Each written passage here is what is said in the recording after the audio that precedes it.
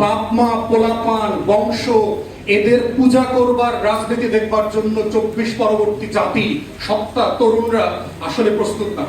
অতএব এই যে তরুণদের ভিতরে একটা অনুভূতি তৈরি হচ্ছে যে বছরের পর বছর ধরে যে রাজনৈতিক দলগুলো আসলে আমাদের কথা শুনছে না, আমাদের আকাঙ্ক্ষাকে বুঝতে পারছে না, আমাদের স্বপ্নগুলো নিয়ে তাদের কোনো ভাবনা নাই, তারা এক ভিন্ন গ্রহ থাকেন।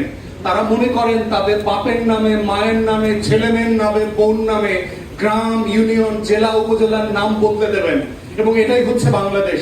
সে বুঝতে পারছে না যে আমরা ওই বাংলাদেশে এখন আর থাকি না। ওই বাংলাদেশের রাজনীতি যারা করতে তাদেরকে 24-এ বিদায় করে দেওয়া হয়েছে। 4,500 কোটি টাকার মূর্তি বানিয়েছিল শুধু শেখ পরিবার, শেখ হাসিনার সরকার সারা বাংলাদেশে। সেই মূর্তিগুলো পর্যন্ত 24-এ ভেঙে দিয়েছে। অতএব বুঝতে হবে বাপ মা পোলাপান বংশ এদের পূজা করবার রাজনীতি দেখবার জন্য 24 পরবর্তী জাতি সত্তা তরুণরা আসলে প্রস্তুত না। অতএব বাংলাদেশের রাজনৈতিক দল যারা পক্ষে আছেন, বিপক্ষে আছেন, সংসদের বাইরে আছেন, তাদেরকে এই মনস্তত্ত্ব বোঝা দরকার যে 24 ফান্ডামেন্টালি এই রাষ্ট্র কাঠামোর চিন্তা মনস্তত্ত্ব বলতে দিয়েছে। যদি এই উপলব্ধিতে আপনারা আসতে না পারেন, মনে রাখবেন যে বাংলাদেশ থাকবে, বাংলাদেশের লাল সবুজের পতাকা থাকবে, এখানে রাজনীতি থাকবে, স্বপ্ন থাকবে, লড়াই থাকবে, শুধু আপনারা থাকবেন না।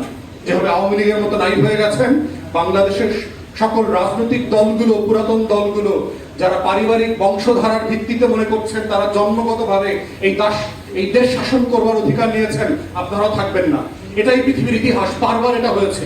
এবং দেখেন আওয়ামী লীগের সেক্রেটারি ওবায়দুল কাদের গত কয়েকদিন আগে বলেছে ভিডিও বার্তায় যে অনুশোচনা তো দূরের কথা, লাশের বদলে লাশ, চোখের বদলে চোখ, ভায়োলেন্সের বদলে ভায়োলেন্স করাবে তার নেতা কর্মীদেরকে দিয়ে।